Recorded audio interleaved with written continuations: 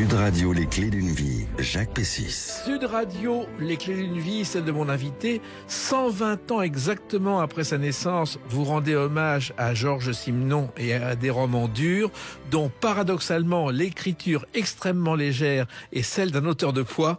Bonjour Jacques Santamaria. Bonjour Jacques. Alors c'est vrai que vous êtes venu avec les livres pour parler de vos propres livres, mais là il y a les romans durs de Georges Simenon qui paraissent pour le 120e anniversaire de sa naissance, 12 volumes auxquels vous avez collaboré, on en parlera tout à l'heure, avec des témoignages de celles et ceux qui aiment Simenon. C'est ça, car vous êtes un fan de Simenon. Oui, et je suis d'autant plus touché et ému que en ce mois de février, effectivement, 13 février, c'est bel et bien le 120e anniversaire de Georges Simenon.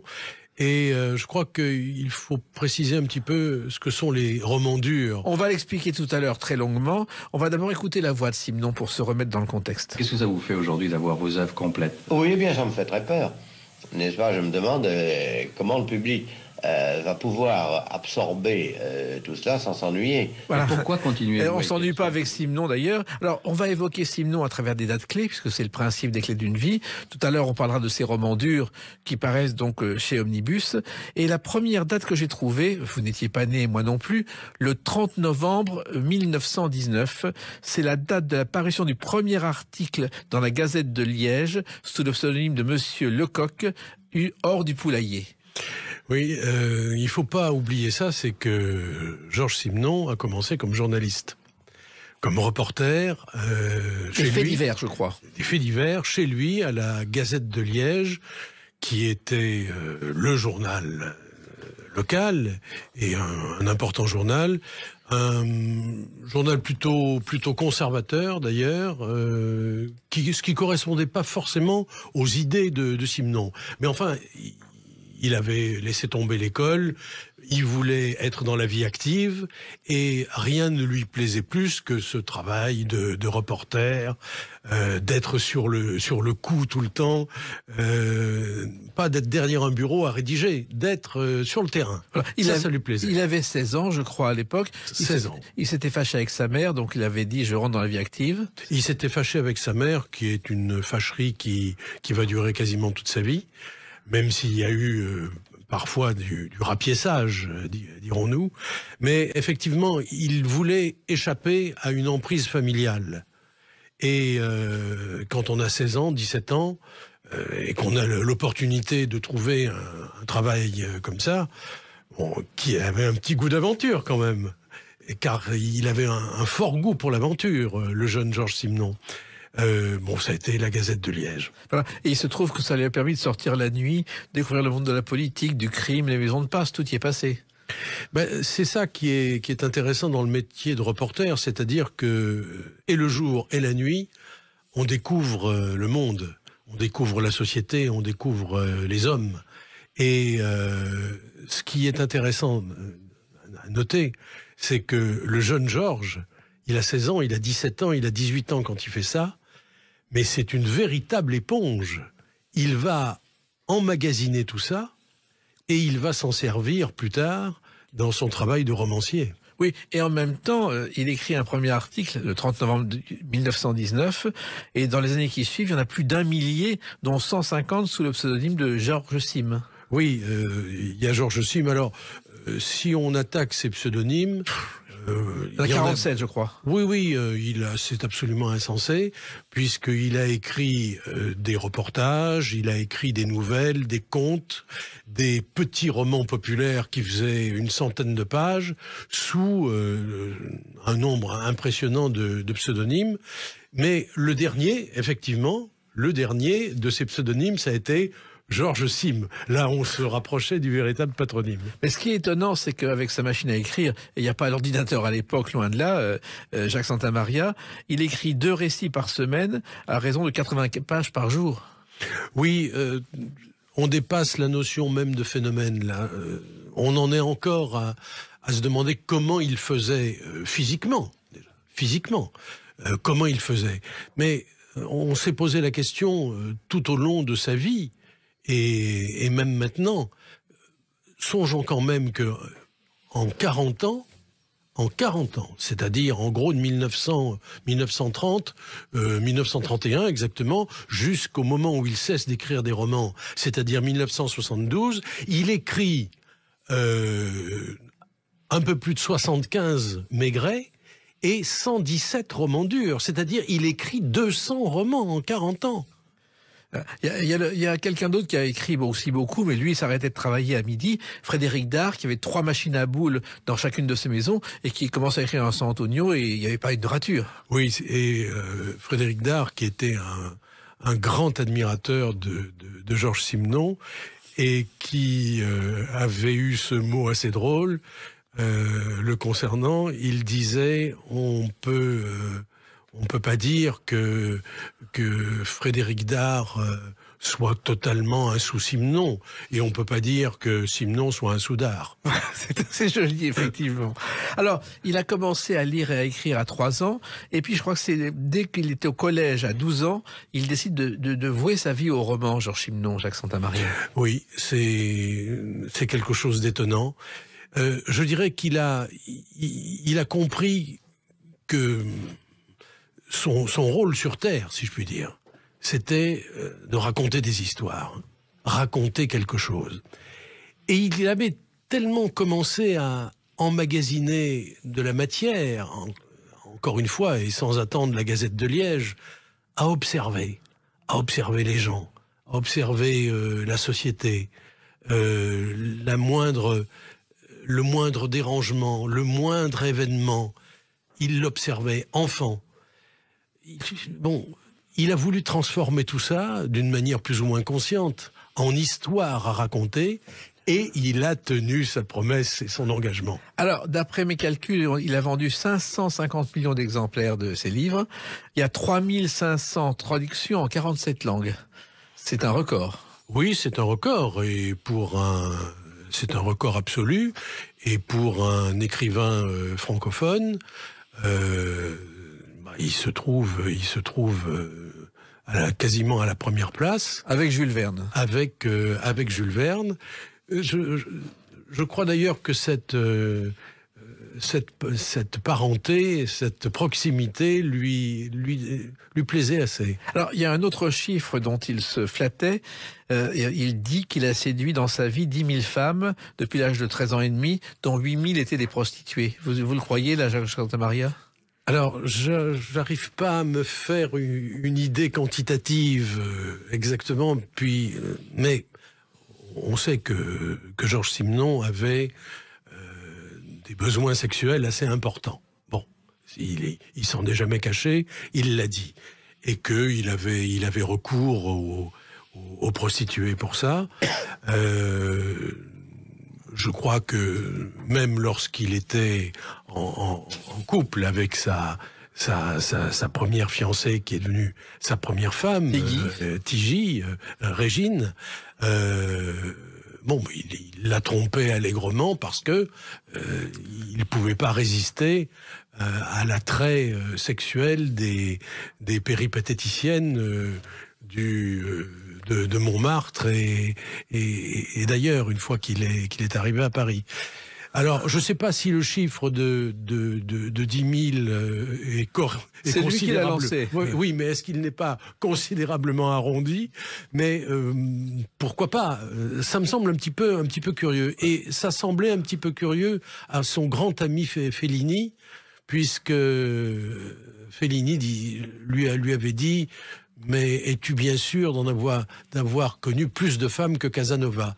Et là, il n'y avait pas de réponse. On n'avait pas de réponse. En tout cas, il y a une femme qui a compté dans la vie de Georges Simenon, c'est Colette. Car c'est grâce à Colette que Georges Simenon a trouvé son style, Jacques Santamaria. Mais tout part de Colette en ce qui concerne le style. Puisque Simenon arrive en France, débarque en France à l'automne, en octobre 1922. Il est tout jeune, hein, il a 19 ans. Il faut qu'il trouve du travail, mais il n'a qu'une obsession, c'est écrire. Alors, le travail, il va en trouver auprès il va devenir secrétaire du marquis de Tracy, qui n'est pas n'importe qui possède un journal dans la Nièvre, qui est le journal du centre, et puis qui a des affaires, qui a des terres, etc. Bon, et qui a besoin d'un secrétaire. Mais Simenon, il veut écrire. Et alors, il y a une possibilité de se faire publier, c'est les contes, les nouvelles que publie ce grand journal de l'époque qui était Le Matin. Et la rédactrice en chef littéraire, c'est Colette. Et le jeune Georges Simes, puisqu'il a ce pseudonyme à cette époque, va voir Colette et lui apporte ses premiers contes, ses premiers textes. Elle lit attentivement devant lui et elle lui dit c'est bien, mais pas de littérature, mon petit Sim. Vous allez raconter la même chose, mais en l'écrivant simplement. C'est une bonne histoire, écrivez-la simplement. Pas de littérature. Il est rentré chez lui, il savait pas très bien sur quel pied danser, ce que ça voulait dire. Littérature, si, c'était de la littérature. Et puis il a vite compris que d'aller simplement, directement au cœur de ce qu'on a à raconter, sans effet, sans fioriture, d'avoir ce style direct et parfois brutal. Quand on a envie de dire il pleut, on dit il pleut. Voilà. Et c'est tout. Et ça, c'est le conseil de Colette. Il ne l'a jamais oublié. Pas de littérature, mon petit Sim. Il a fait des romans, on en parle dans quelques instants avec une autre date, le 19 juillet 1930. À tout de suite sur Sud Radio avec Jacques Santamaria pour parler de Georges Simenon. Sud Radio, les clés d'une vie, Jacques Pessis. Sud Radio, les clés d'une vie, mon invité Jacques Santamaria. Aujourd'hui, 13 février, Georges Simenon aurait eu 120 ans. Et à l'occasion de cet anniversaire, vous avez réalisé une nouvelle édition, on confond avec la radio, des romans durs de Georges Simenon. On va en parler tout à l'heure, mais on revient sur son parcours que vous connaissez bien. Le 19 juillet 1930, c'est la parution dans un journal qui s'appelle Ric et Rac des premières pages de Pierre Le Letton, le premier Maigret. Oui, parce que il écrivait beaucoup de choses. Encore une fois, il avait écrit un nombre considérable de petits romans populaires qu'on ne vendait pas en librairie, qu'on vendait sur les boulevards, dans les gares, qu'on vendait à la criée même, avec des journaux, des petits romans de 100, 120 pages. Et il avait quelque chose en tête, Simenon. C'était de créer peut-être un personnage. Créer un personnage qu'on reverrait, etc. Bon, alors, un policier, pourquoi pas? Et il avait déjà fait quelques essais. On trouve des nouvelles où il y a notamment un policier qui s'appelle l'inspecteur Boucheron. Et il y a un Maigret dans un livre qui s'appelle La Maison de l'Inquiétude, mais il habite Marseille. Voilà, c'est ça. Et il s'est dit, pourquoi pas. Il avait observé, lorsqu'il était à Liège, les policiers de la police judiciaire. Et puis, quand il est arrivé à Paris, il est allé fureter du côté du quai des Orfèvres pour voir comment les policiers travaillaient. Et puis, il en a connu quelques-uns. Et il en a même eu un comme voisin. Oui, un certain Paul Maigret. Voilà, un certain Paul Maigret. Et il s'est jamais caché de prendre le nom de son voisin pour créer le personnage du commissaire Maigret. Et il a eu une idée de génie, Simenon. C'est de se dire, peut-être qu'un éditeur va me dire non, ça m'intéresse pas, d'avoir un personnage comme ça, de faire des romans. Non, parce que Maigret, c'est une sorte de monolithe. Il est un peu lourd, une grande carcasse, comme ça, il est un peu lent. C'est un policier formidable qui fonctionne qu'à l'intuition, à la déduction, à la logique. Bon, et bien entendu, quand Simenon est allé voir Artem Fayard, l'éditeur, pour lui proposer Artem Fayard, non, c'est pas tellement. Et coup de génie de Simenon en disant oui, mais je vous amène pas un roman, je vous en amène 4. Et là, Artem Fayard s'est dit si on crée une série, une collection, pourquoi pas? Parce que déjà amener 4 romans dont Piètre le Letton, le premier, ça vaut peut-être le coup. Et effectivement, il a eu raison. On connaît la suite. Voilà. Il se trouve qu'après la guerre, Sven Nielsen est devenu son éditeur aux Presses de la Cité. Ça a été une véritable complicité entre Georges Simenon et cet éditeur qui s'est chargé de toute l'organisation, des droits dérivés, de tout ce qui se passait. Oui, c'est une rencontre, c'est presque un coup de foudre, amical et professionnel entre Sven Nielsen qui crée cette nouvelle maison d'édition qui s'appelle Les Presses de la Cité, on sait ce que c'est devenu, et il y a une véritable complicité, une grande amitié entre eux, et ce qui fait que Simenon, qui a eu deux autres éditeurs avant, à savoir Fayard et Gallimard, maintenant confie absolument tout, Maigret et les romans durs, à Sven Nielsen aux Presses de la Cité. Alors il se trouve qu'il part aux États-Unis pendant 10 ans. Il va vivre 10 ans aux États-Unis. Oui. Il se trouve qu'il part aux États-Unis pendant 10 ans. Il va arpenter les États-Unis et écrire des romans et vivre dans une maison absolument insensée, Simenon. Oui, en 1945, il va quitter la France. Il va en Amérique du Nord. D'abord aux États-Unis, il va aller au Canada aussi un petit peu, puis il va s'installer aux États-Unis. Effectivement, il va y vivre 10 ans, puisqu'il reviendra en Europe qu'en 1955. Mais là aussi, il va pas rester inerte. C'est un écrivain, et il va faire aux États-Unis exactement ce qu'il a fait en France et partout où il est allé, c'est-à-dire observer, regarder, enregistrer, s'imprégner des personnages qu'il voit, des situations qu'il rencontre, des décors.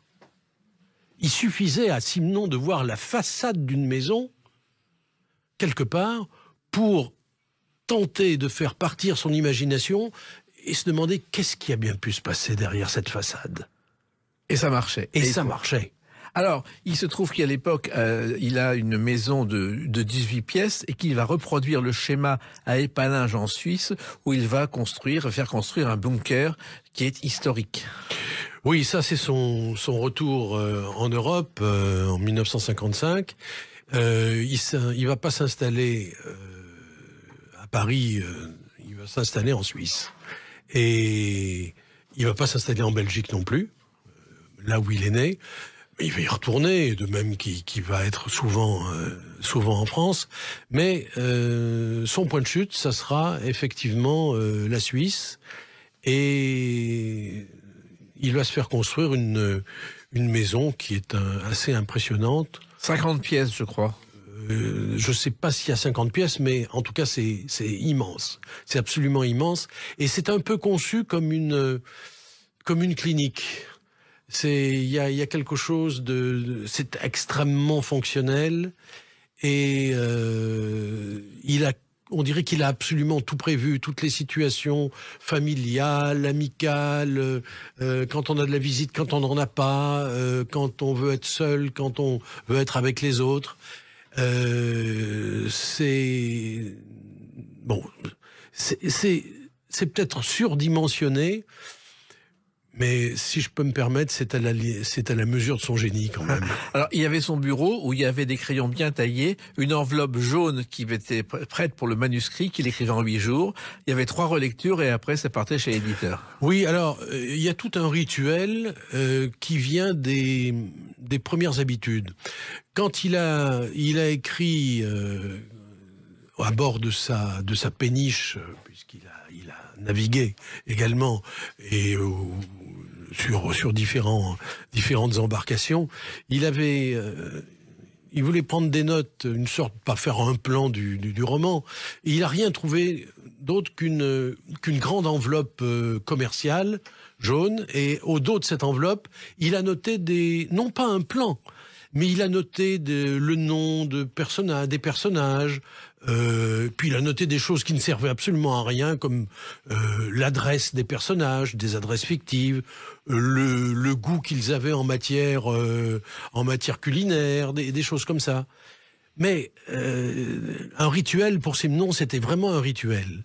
Il avait commencé avec cette enveloppe jaune, il n'a pas voulu autre chose que des grandes enveloppes commerciales jaunes pour noter des sortes de plans et prendre des notes pour ses romans. Voilà. Et il se trouve qu'il a continué à faire l'événement, notamment en 1981. Il s'est passé beaucoup d'événements, y compris surtout un événement capital. Un événement capital, effectivement, les Mémoires intimes de Simenon, un immense livre, parce que quand il a arrêté d'écrire des romans, il a commencé à dicter ses souvenirs à un petit magnétophone, et c'était vraiment la confession de Simenon dans une petite maison, car il avait abandonné les Palinges, qui d'ailleurs a été détruit en 2016, pour la Maison Rose, qui était à Lausanne, une toute petite maison. Une toute petite maison charmante, et où il disait que finalement il était mieux ici pour y finir sa vie. Et Palinges était devenu une forteresse, quelque chose de trop grand. Et il a voulu, dans cette petite maison de charme, finir ses jours comme il l'entendait. Et il y a quelque chose de très touchant parce que c'est là qu'on s'aperçoit que Simenon, toute sa vie, a eu une démarche humble. Et cette maison, je suis allé pour l'interviewer une fois, j'ai eu ce privilège. Quelle chance! Et je me souviens très bien, il y avait ce fauteuil où il était engoncé, il y avait ses pipes à côté, son manuscrit et très peu de choses. Et il était là avec Teresa, sa dernière compagne, regardant le jardin avec un cèdre qui l'inspirait, où d'ailleurs ses cendres seront dispersées. Oui, où ses cendres seront dispersées après qu'il ait fait disperser celle de sa fille, Marie-Jo, sous ce cèdre, puisque ça peut-être été le plus grand drame de sa vie, le suicide de sa fille Marie-Jo. Et là, il faut quand même rappeler quelque chose qui est absolument extraordinaire, c'est que Georges Simenon, romancier, avait écrit un roman qui s'appelle « La disparition d'Odile », où quelques années auparavant, il ne fait que raconter ce qui va se passer et ce qui va arriver à sa fille, le suicide de sa fille. C'est absolument incroyable, on est au-delà de la prémonition. On va continuer à parler de lui à travers une autre date qui vous est chère, je crois, Jacques Santamaria, le 2 novembre 2013. À tout de suite sur Sud Radio avec Jacques Santamaria pour parler de Georges Simenon.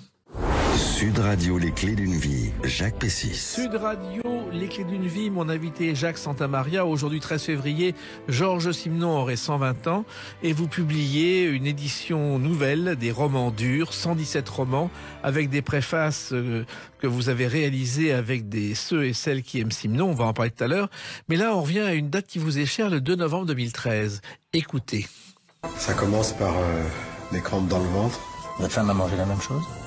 L'escalier de fer avec Laurent Gérard qui est diffusé ce soir-là, un téléfilm de Denis Malval que vous avez adapté et qui est un triomphe, plus de 5 millions de spectateurs.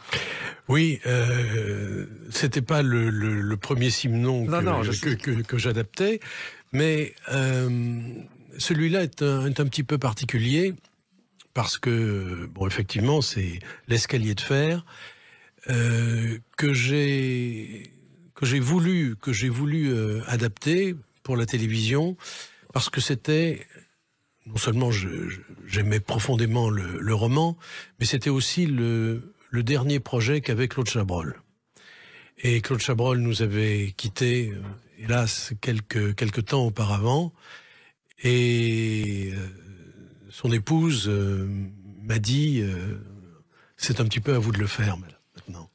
Et je me suis senti investi, non pas d'une mission, mais par fidélité, par amitié, par admiration, et puis pour payer une sorte de dette que j'avais envers Claude Chabrol, qui m'a beaucoup aidé dans ma vie et que j'admirais profondément. Je me suis attaqué à l'escalier de fer, dont j'avais beaucoup parlé avec lui, beaucoup. Et j'ai pensé qu'on pouvait faire quelque chose d'extraordinaire, non seulement en racontant cette histoire d'un homme que sa femme empoisonne petit à petit, car elle veut se débarrasser de lui, comme elle s'est débarrassée de son premier mari, Et je voulais que l'on confie le rôle à mon ami Laurent Gérard, que j'avais déjà employé comme comédien dans une adaptation de Maupassant. Mais c'était une comédie, là c'était un véritable drame. Et Laurent a été remarquable, et effectivement, on a dépassé les 5 millions de spectateurs. Alors il se trouve que Georges Simenon, si vous avez justement préparé cette nouvelle édition, c'est que vous le connaissez bien. Et d'abord, vous l'avez rencontré sans oser lui parler. Oui, moi j'ai pas eu la chance, comme vous, Jacques, d'aller le voir en Suisse, mais je sais que j'ai raté quelque chose dans ma vie. C'était pendant l'été 1967. Une chose que je ne savais pas, c'est que Georges Simenon passait les vacances avec sa famille à Vichy. Et moi, je me suis trouvé à Vichy avec mon oncle et ma tante un dimanche de juillet 67. Et je vois, il y a du monde à cette époque-là à Vichy, je vois sur le trottoir en face arriver quelqu'un que je reconnais, puisque on voyait sa photo sur tous les livres, et Dieu sait que je lisais déjà beaucoup de Simenon. Je vois arriver Georges Simenon. J'ai eu, par instinct, envie d'aller le voir, et puis à la dernière minute, j'ai pas osé traverser la rue, j'ai pas osé le faire. Je le regrette encore aujourd'hui. Mais vraiment, je le regrette profondément. Je me suis dit, mais qu'est-ce que je vais lui dire ? Et son fils, John Simenon, n'a fait que attiser mes regrets en me disant « Tu aurais vraiment dû aller le voir. Ça lui aurait fait très plaisir de voir un garçon de 16 ans lui dire « Je lis vos romans et j'aime ça ». Alors, il se trouve qu'il y a eu beaucoup d'adaptations de Simenon au cinéma, à la télévision, et vous y avez participé car vous avez adapté pour le petit écran plusieurs Simenon, Jacques Santamaria. Mon casier judiciaire en comporte 9. Oui, quand même. Effectivement. J'ai commencé il y a un tout petit peu plus de 20 ans, ça doit être 21 ou 22 ans, avec une adaptation du Fils Cardinaux que Gérard Jourduy avait réalisé, qu'on avait appelé La Tête Haute, avec Eddie Mitchell et Anna Galliena.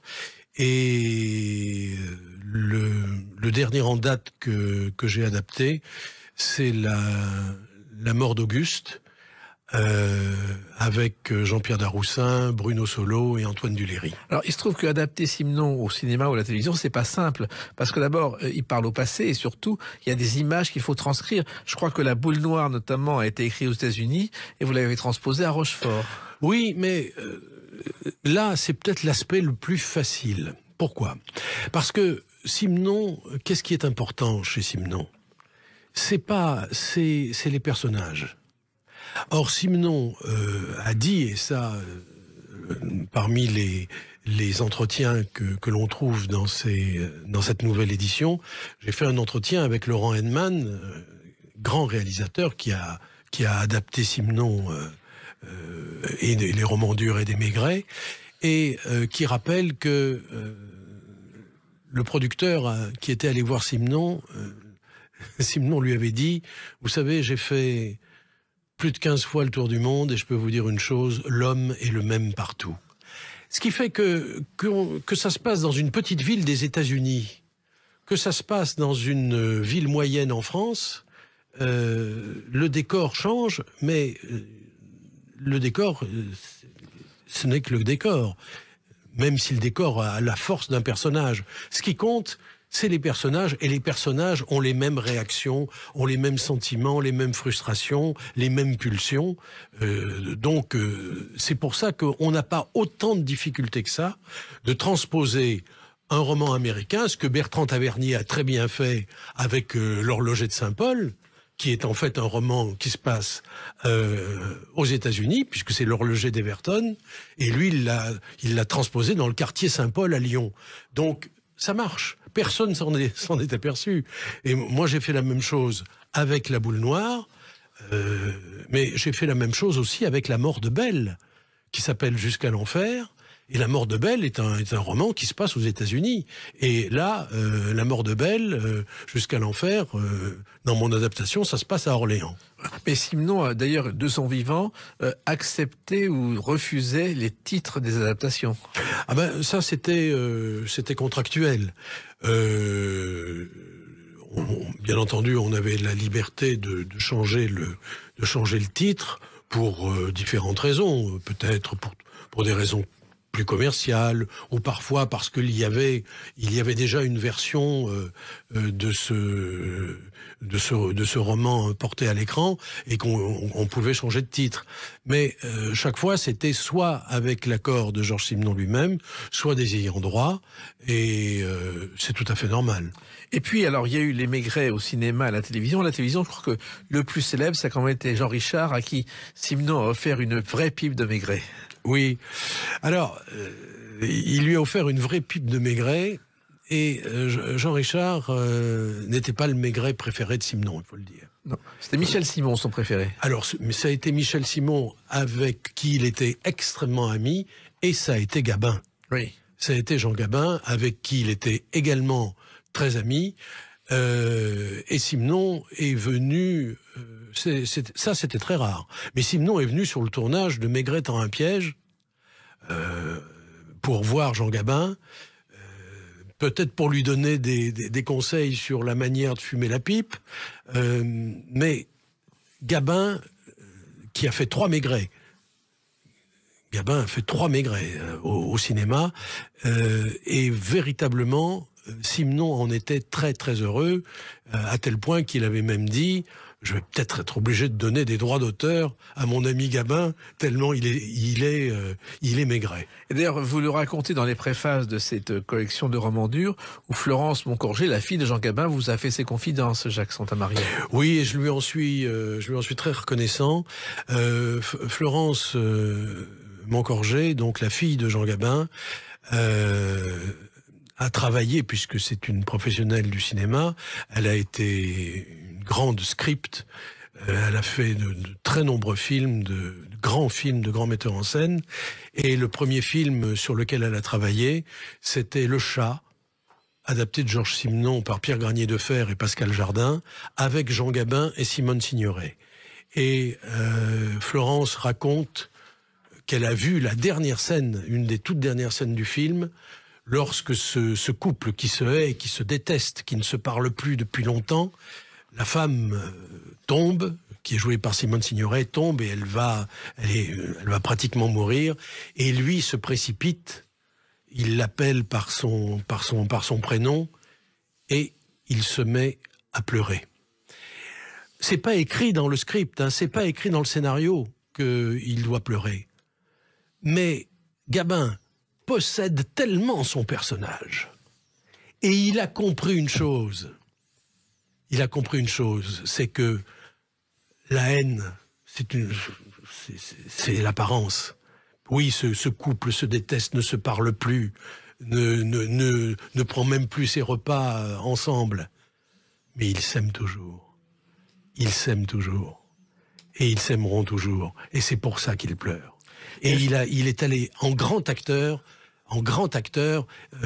qui était Gabin, il est allé chercher le fond de ce personnage de Simenon, et il l'a compris. Alors Simenon a dit un jour que le premier interprète de ses romans, le premier Maigret, c'était Pierre Renoir, le fils d'Auguste, le frère de Jean, qu'il avait adoré ce personnage. Oui, puisque c'est la première adaptation, hein.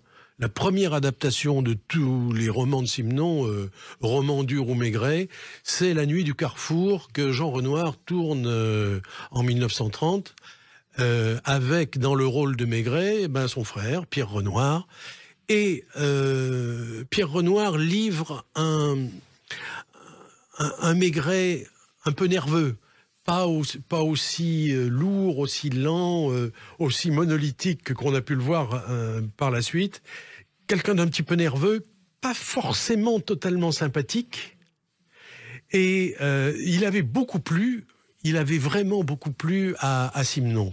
Et il avait également beaucoup plu à quelqu'un qui aurait beaucoup aimé incarner Maigret, c'est Michel Serrault. On va en reparler tout à l'heure, Michel Serrault, parce que vous l'évoquez dans ses préfaces des romans durs.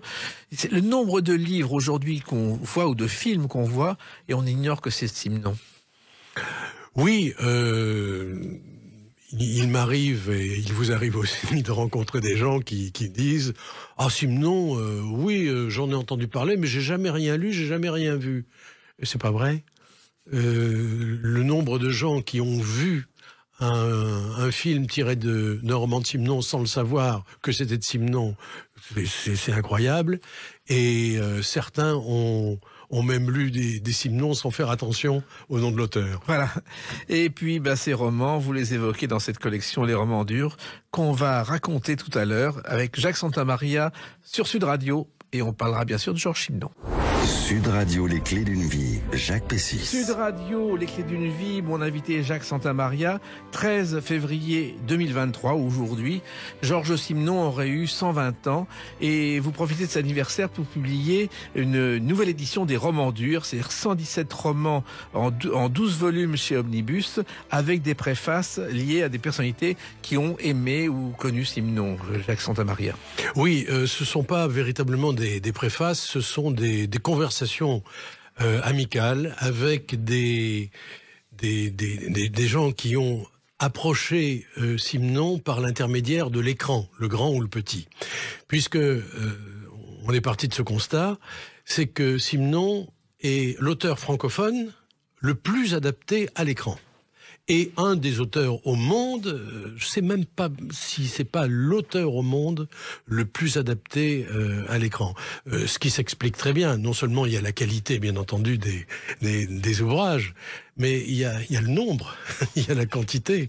Quand on parle de 200 romans, il y a de quoi faire au point de vue adaptation. Et il y a à peu près 80 films de cinéma, et il y en a plus de 350, Maigret compris, pour la télévision. Alors, vous avez donc récupéré ces romans. Il y a une chose à apprécier sur le 13 février. En fait, d'après la légende, il serait né le 12 février à 23h50, mais son père l'a déclaré le 13 février à minuit 10. Et d'ailleurs, sur la plaque, une plaque qui est devant sa maison natale, on dit qu'il est né le 13 février à 11h30 du soir, juste après 11h30 du soir. Et en face, il y a la place Maigret avec tous les magasins autour. Oui, absolument.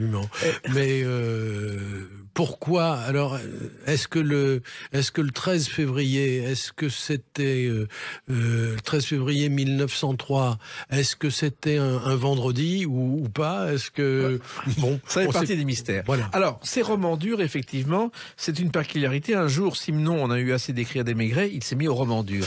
Oui, mais ça vient assez vite en même temps que les Maigret, puisque le premier roman dur, c'est 1931. C'est le relais d'Alsace, et Maigret, il n'a que 1 an de métier à cette époque-là, donc il n'est que l'aîné d'un an des romans durs. Au tout départ, Simenon ne baptise pas ses romans durs. C'est les romans où il n'y a pas Maigret. Voilà. Alors il parle de roman. Voilà. Bon, c'est pas plus heureux que les romans durs. Les romans durs, c'est venu après par les éditeurs. Mais la formule n'est peut-être pas totalement heureuse. Moi, il y a une appellation que j'aime beaucoup, qui a été trouvée par Pierre Assouline, parlant des romans de la destinée. Et je trouve que c'est plus intéressant, ça en dit beaucoup plus, et ça correspond encore une fois à ce qui fait le génie de Georges Simenon, c'est-à-dire les personnages. Alors donc, vous avez dirigé ces 12 volumes avec 117 romans. D'abord, il a fallu les relire, ça n'a pas été simple, Georges. Oui, non, c'est pas... oui, mais c'est quand même pas un pensum de lire Georges ou de relire Georges Simenon.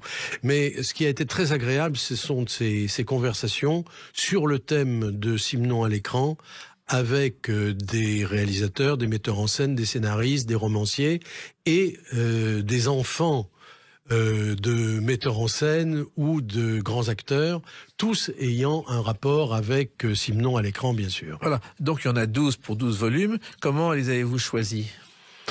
Oh, j'ai pris mon carnet d'adresses amicales et je suis allé voir ceux qui avaient tourné, qui avaient adapté des romans durs, qui avaient tourné dans des romans durs.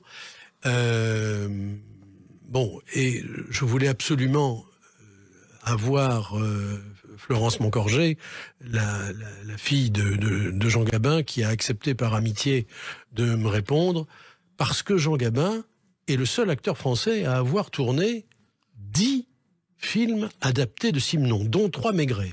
C'est quand même beaucoup. Et sur les 10, 5 dialogués par Michel Audiard. Justement, et Michel Audiard, et vous l'évoquez dans ces conversations, Michel Audiard et Simenon, il y a un point commun, une forme de pessimisme. Oui, ça c'est dans une des conversations, c'est celle avec Éric Nehoff. Il fait remarquer très justement que Simenon et Audiard avaient la même vision pessimiste de la nature humaine. La nature humaine étant le seul matériau sur lequel travaillait Simenon. Hein. Il n'y a que ça qui l'intéressait. C'est pour ça qu'il a des personnages d'une force étonnante par rapport à d'autres romanciers. Mais il se faisait pas d'illusions sur la nature humaine. Et il en relevait plus les bassesses que les grandeurs. Et Audiard, qui dissimulait tout cela derrière les pirouettes de la comédie, était tout aussi pessimiste sur la nature humaine. Et il y a un regret qu'on peut avoir, c'est que un des derniers projets de Michel Audiard n'était pas une comédie. Il voulait, en tant qu'adaptateur, dialoguiste et metteur en scène, adapter un des plus grands romans de Simenon, Le Bourgmestre de Furnes, avec Michel Serrault, Jean Carmet et Simone Signoret.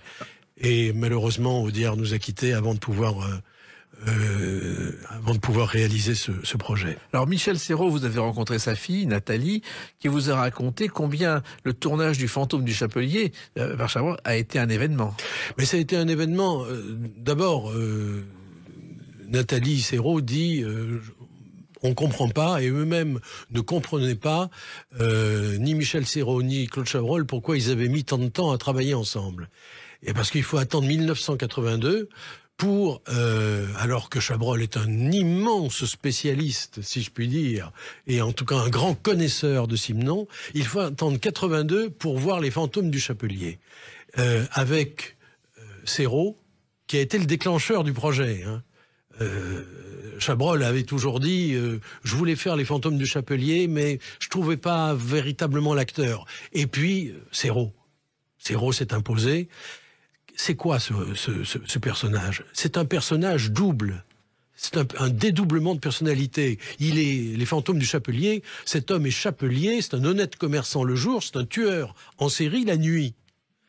Comment un acteur de la dimension de Michel Serrault s'est préparé à ce personnage, c'est ce que je suis allé demander à sa fille Nathalie, et c'est absolument étonnant. C'est-à-dire que du matin au soir et du soir au matin, Michel Serrault travaillait, cherchait des choses qui soient visuelles, qui soient sonores, pour montrer que ce type était totalement dérangé et que il était presque normal qu'il devienne un assassin. Alors il y a aussi une chose étonnante qu'on apprend dans ces entretiens qui sont avant les romans durs, c'est Patrice Lecomte qui a tourné un Simenon sans savoir que c'était du Simenon. Ah, ça c'est formidable. C'est formidable. Patrice Lecomte raconte qu'il avait véritablement... il y a un film qu'il adorait, c'est Panique de Julien Duvivier avec Michel Simon. Et un jour il se dit... j'ai très envie de faire un remake de ce film, et il en parle à son producteur et en lui disant je vais faire un remake de ce film parce que je trouve pas totalement j'ai envie de faire un Simenon mais je trouve pas le roman que je veux faire. Et le producteur lui dit mais tu es en train de rigoler là, parce que c'est un roman de Simenon, Panique, c'est les fiançailles de Monsieur Hir. Et alors Patrice Lecomte est tombé des nues. Il allait faire un Simenon sans savoir que c'était un Simenon. Il avait mal lu le générique et il a fait un remake de Panique sous le titre Monsieur Hir, donc du roman qui s'appelle Les fiançailles de Monsieur Hir, avec Michel Blanc.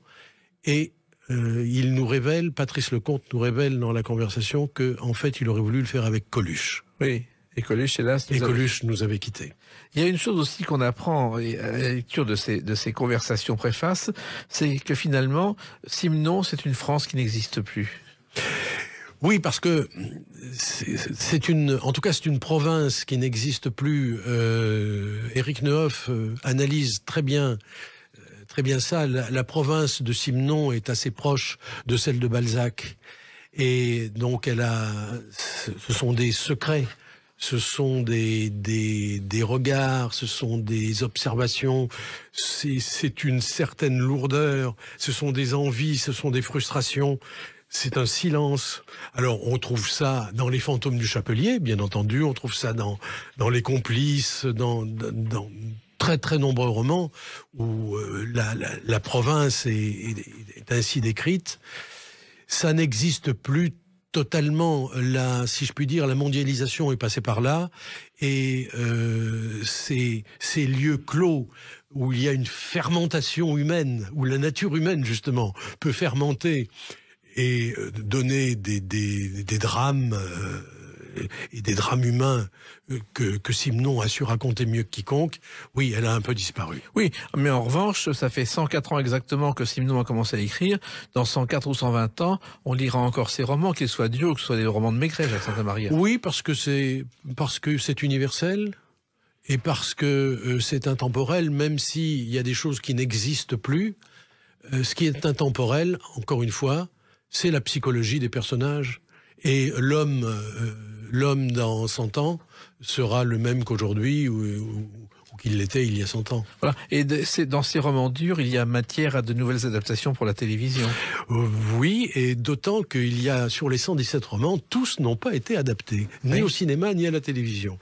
Donc vous allez peut-être donner des idées à des metteurs en scène, des scénaristes. Je m'y emploie un peu, pour tout vous dire. Et vous allez peut-être faire un autre Simon vous-même d'ailleurs. Mais j'y pense également. En tout cas, merci d'avoir fait ce travail pour les 120 ans d'un écrivain intemporel. Les romans durs, il y a donc 12 volumes avec, non pas des préfaces, mais des conversations que vous avez menées, Jacques Santamaria, chez Omnibus. Et j'espère que les fans de Simon, toutes les générations seront au rendez-vous. Et je n'en doute pas d'ailleurs. Merci beaucoup, Jacques. Merci Jacques Santamaria. Les clés d'une vie, c'est terminé pour aujourd'hui. On se retrouve bientôt. Restez fidèles à l'écoute de Sud Radio.